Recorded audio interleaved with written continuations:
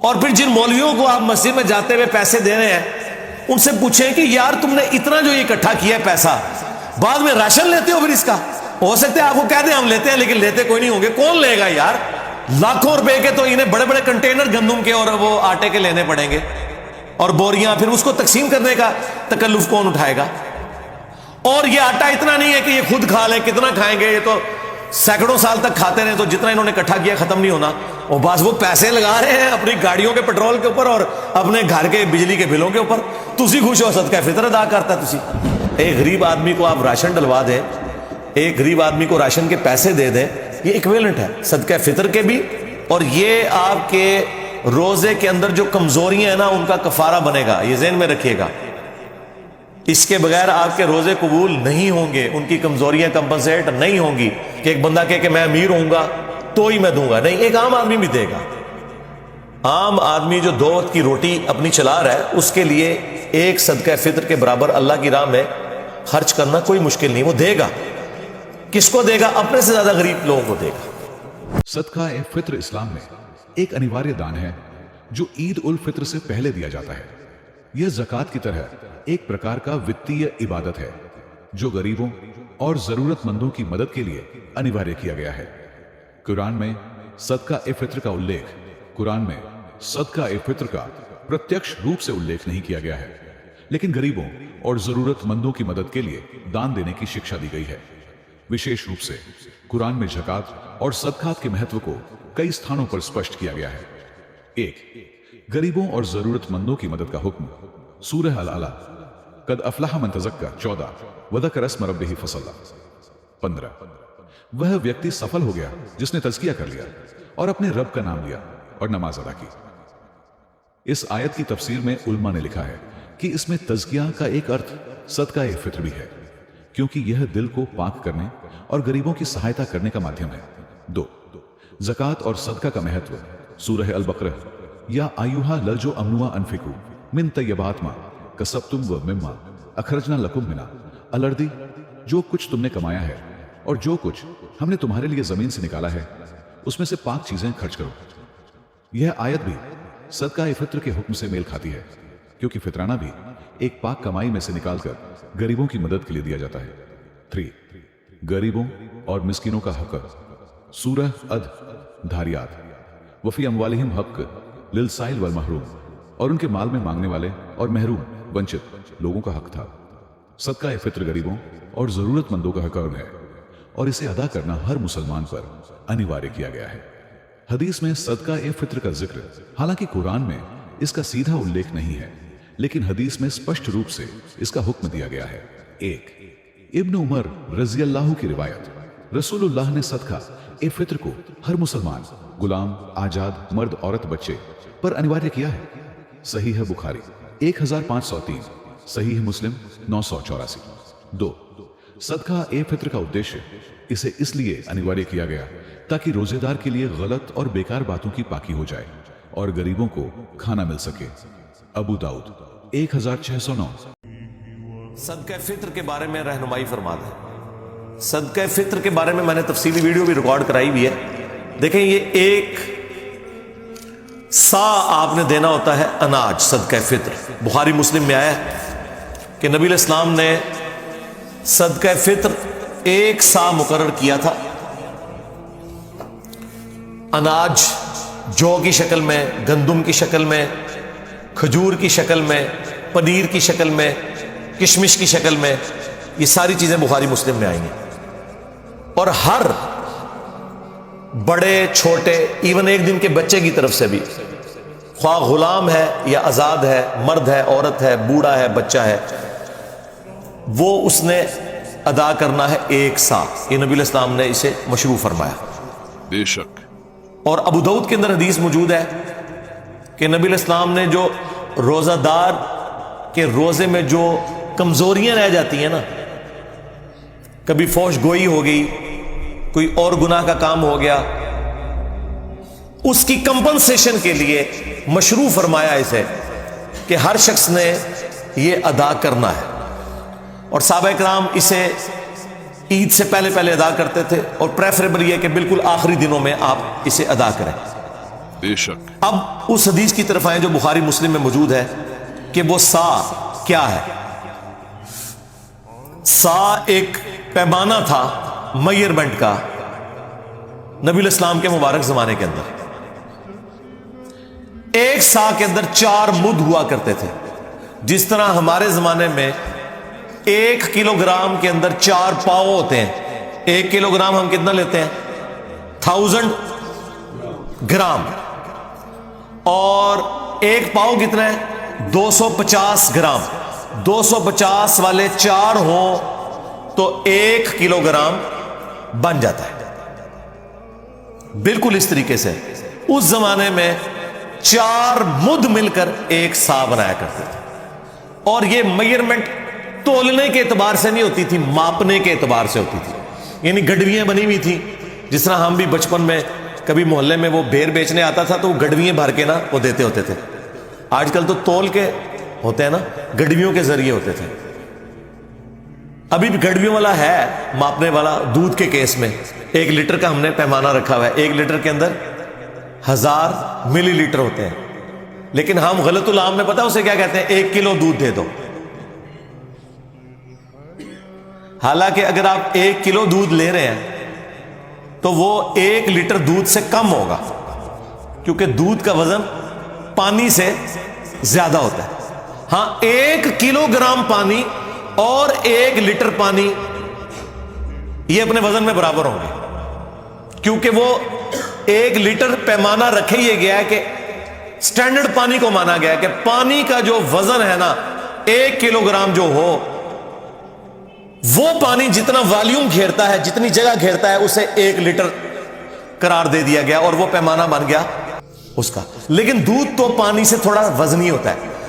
تو دودھ اگر آپ 1 کلو گرام لیتے ہیں نا، 1 کلو گرام دودھ، تو وہ آپ کو 1 لیٹر پانی یا 1 لیٹر جو دودھ ہونا چاہیے تھا اس سے کم پڑے گا، کیونکہ اس کا وزن زیادہ ہے. وہ پہلے ہی پورا ہو جائے گا. اللہ ہوا. ٹھیک ہو گیا؟ یہ میں نے آپ کو کلیریفائی کر دیا. اچھا اب آ جائیں اس طرف. تو اب عرب ملکوں کے اندر تو یہ آج ظاہر ہے وہ عرب کے لوگ پھر اپنی اس ڈکشنری کو ٹرانسفر کر کے باقی لوگوں کو بتاتے ہیں. یہ پیمانے تو ان کے تھے.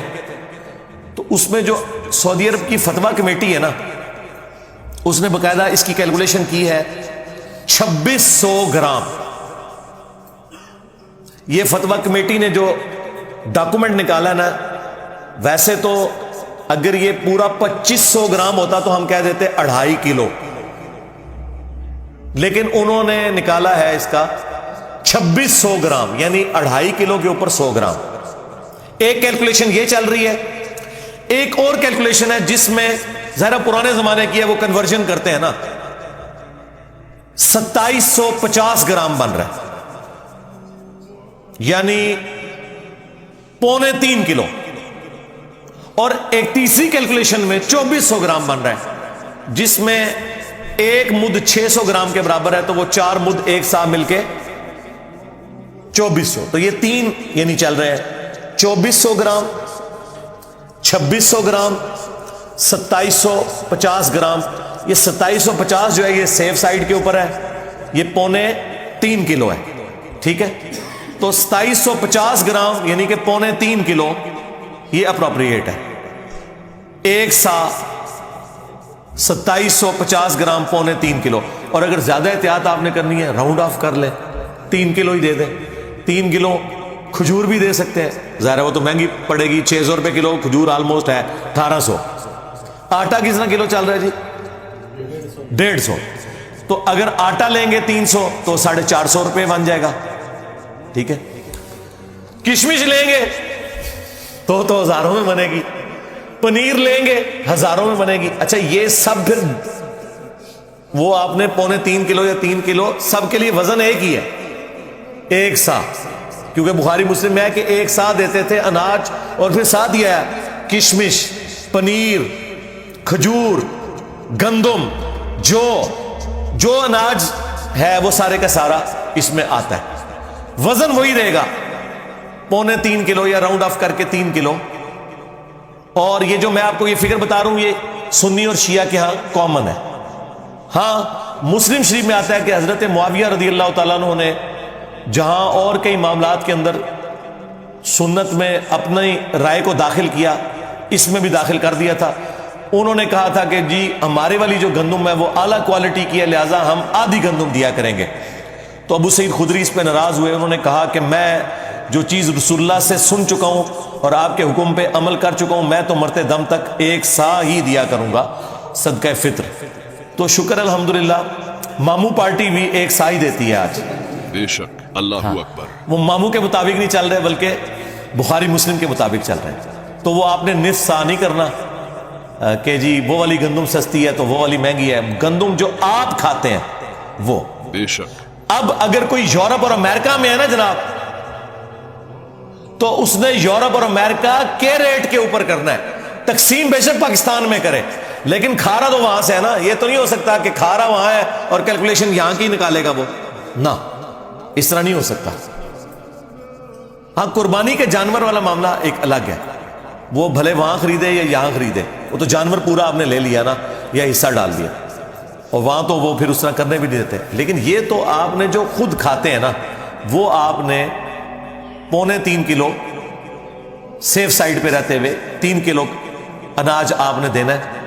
تو اگر آپ آٹے کے مطابق کیلکولیشن کر لیں، اچھا یہ آٹا بھی 150 روپے کلو اس کے لیے ہے جو 150 والا آٹا، اگر کوئی دیسی آٹا لے رہا ہے اور وہ اوپر ہے تھوڑا سا تو وہ اس اعتبار سے زیادہ ریٹ لگائے گا۔ ہاں دیسی کا ہے 150 ہے، چلے ٹھیک ہے، پھر سفید آٹا تو اس سے سستا ہوگا، ہاں تو 450 ہے 3 کلو کا، تو ٹھیک ہے 450 آپ کر لیں، اور اگر آپ افورڈ کر سکتے ہیں تو راؤنڈ آف کر کے 500 دیں، زیادہ دینے میں کوئی گناہ نہیں ہے، کم میں مسئلہ ہے۔ اور یہ آپ کے روزے کے اندر جو کمزوریاں ہیں نا ان کا کفارہ بنے گا، یہ ذہن میں رکھیے گا۔ اللہ اکبر۔ اس کے بغیر آپ کے روزے قبول نہیں ہوں گے، ان کی کمزوریاں کمپنسیٹ نہیں ہوں گی۔ اور اگر اس دن بھی کوئی بچہ آپ کے گھر پیدا ہوا ہے نا، اگرچہ اس نے روزہ رکھنا ہے یا نہیں رکھنا، جو بچے روزہ رکھنے والے ہیں نہیں رکھنے والے، بوڑھے رکھنے والے نہیں رکھنے والے، ہر ایک کی طرف سے گھر کے سربراہ نے وہ دینا ہے۔ ہاں یہ ذہن میں رکھیے گا، اس میں کوئی روزہ رکھتا ہے یا نہیں رکھتا، ہاں جو بندہ افورڈ نہیں کر سکتا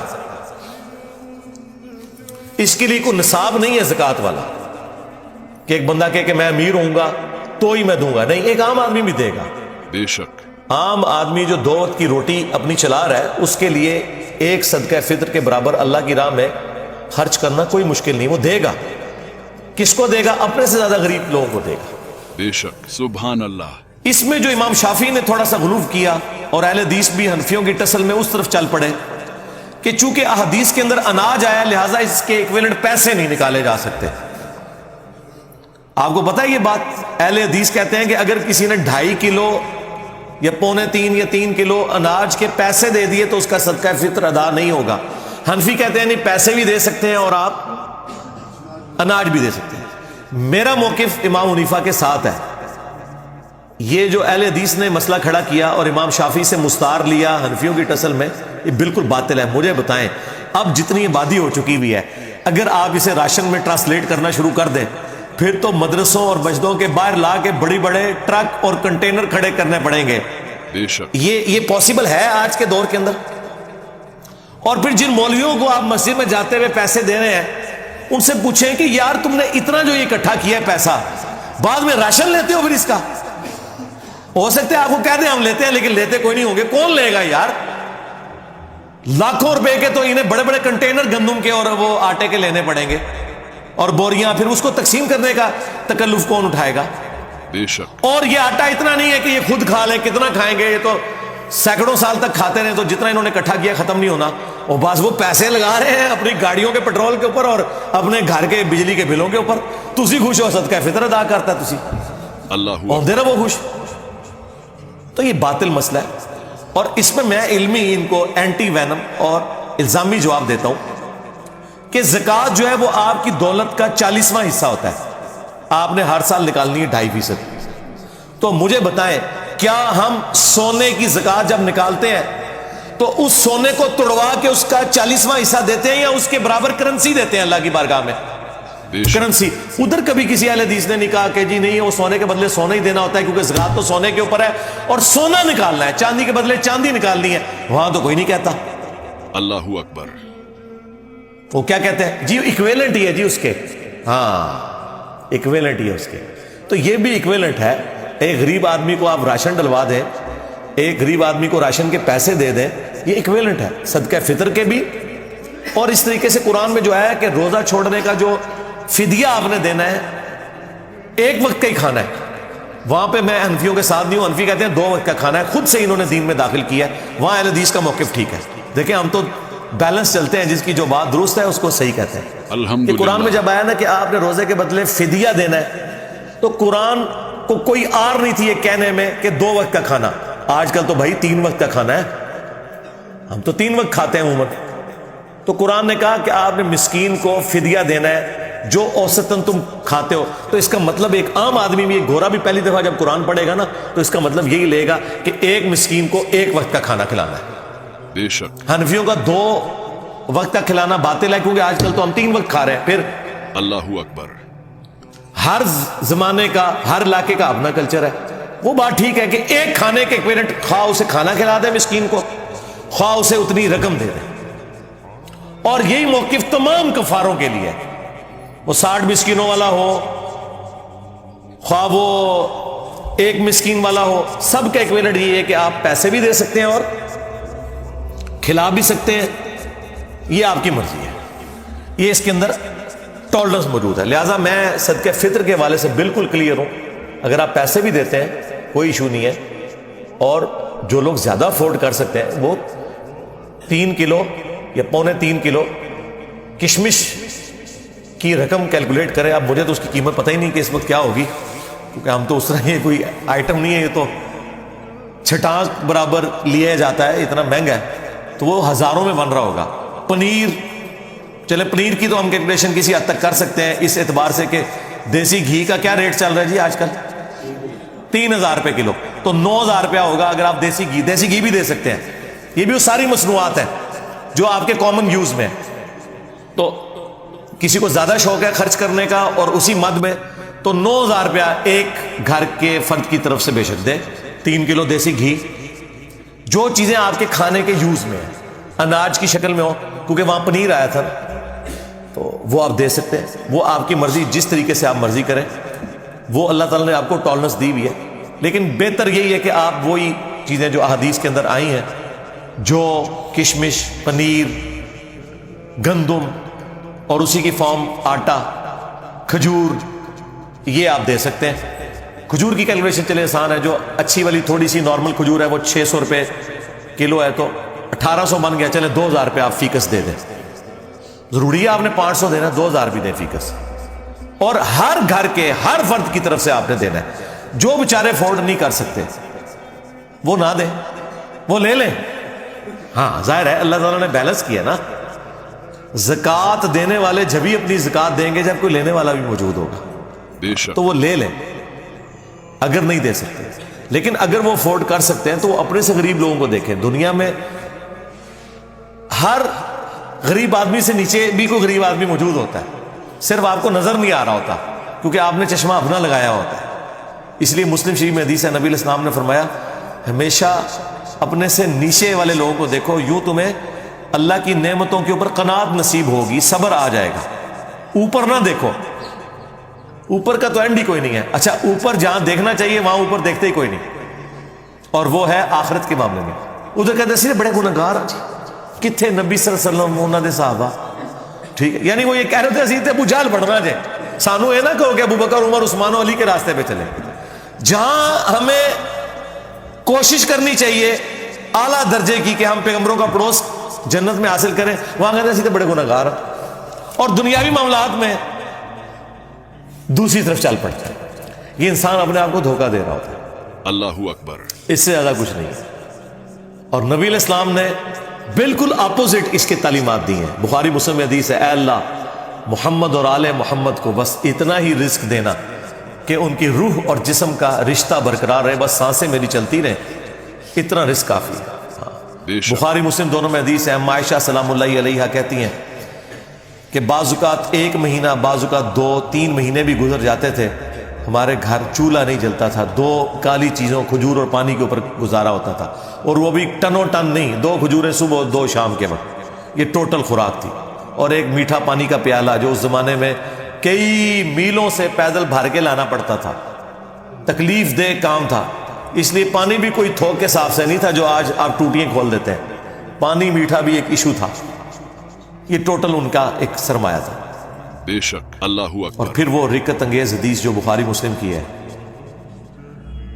جب نبی الاسلام اپنی بیویوں سے ناراض ہو کے گھر کے اوپر والے حصے میں شفٹ ہو گئے, جس میں صرف ایک مشکیزہ کونے میں لٹک رہا تھا اور ایک برتن پانی والا اور ایک چٹائی, اور اس پہ نبی الاسلام آرام فرماتے, اور آپ کے اوپر کرتا بھی کوئی نہیں تھا, صرف تہمت باندھی ہوئی تھی.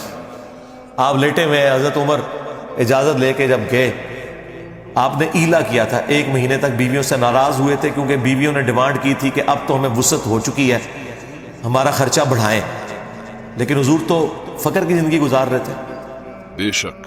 اور پھر اللہ تعالیٰ نے اپنے نبی کا ساتھ دیا ہے, ان کی بیویوں کا ساتھ نہیں دیا.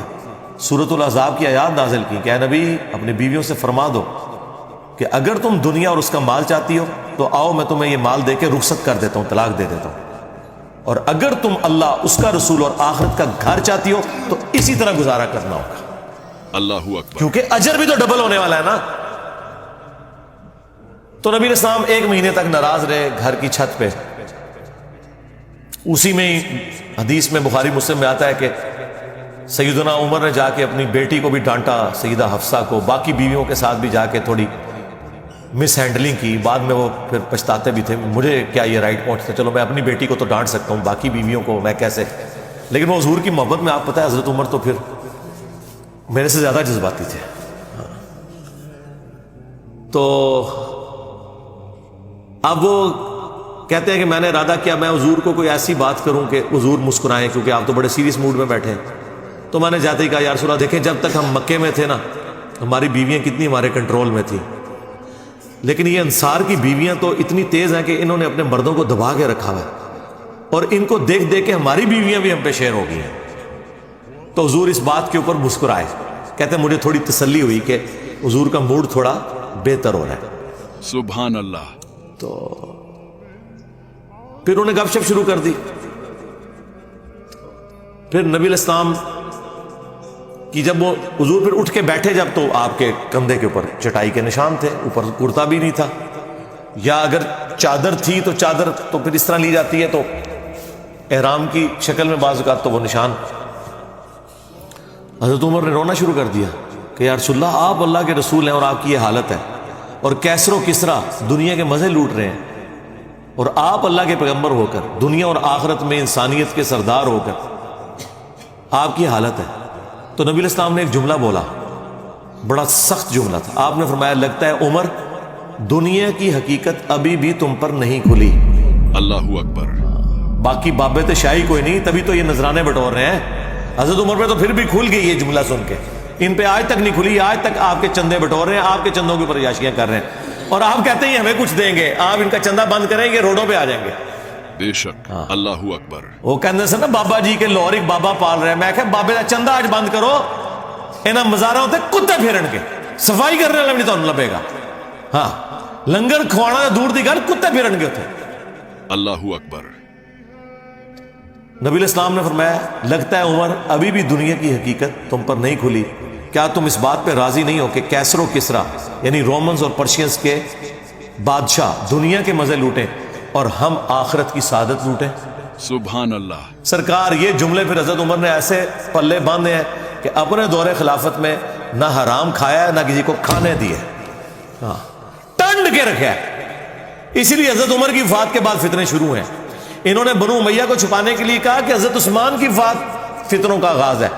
نہیں, حضرت عمر کی شہادت. بخاری مسلم میں حدیث ہے میری امت اور فتنوں کے درمیان دروازہ عمر ہے, جب یہ دروازہ توڑ دیا جائے گا تو امت پہ فتنے شروع ہو جائیں گے. اور وہ فتنہ یہ تھا کہ حضرت عمر کی 0 ٹالرنس تھی, یعنی کہ مجھ سے زیادہ سخت تھے وہ. اللہ اکبر. نہ حرام کھاتے تھے نہ کھانے دیتے تھے, 0 ٹالرنس تھی. مینجمنٹ بڑی اسٹرانگ تھی. حضرت عمر کی شہادت کے بعد وہ معاملات اس طریقے سے strictly managerial point of view سے نہیں چل سکے. اس لیے حضور نے فرمایا تھا کہ میری امت اور فتنوں کے درمیان دروازہ عمر ہے. اور حضرت عمر نے خود کہا کہ وہ فتنہ جو سمندر کی موجوں کی طرح اس امت پہ آئے گا وہ حضرت عمر خود تھے. ان کی وفات کا ہونا, ان کی شہادت کا ہونا. اللہ اکبر. اور بخاری مسلم میں الفاظ ہیں, حذیفہ بن یمان رازدار رسول یہ حدیث بیان کر رہے ہیں کہ وہ دروازہ توڑا جائے گا، کھولا نہیں جائے گا، یعنی حضرت عمر کو قتل کیا جائے گا. صلو علی محمد وآل محمد، اللہم صلی علی محمد وعلی آل محمد واصحاب محمد وازواج محمد اجمعین الی یوم الدین.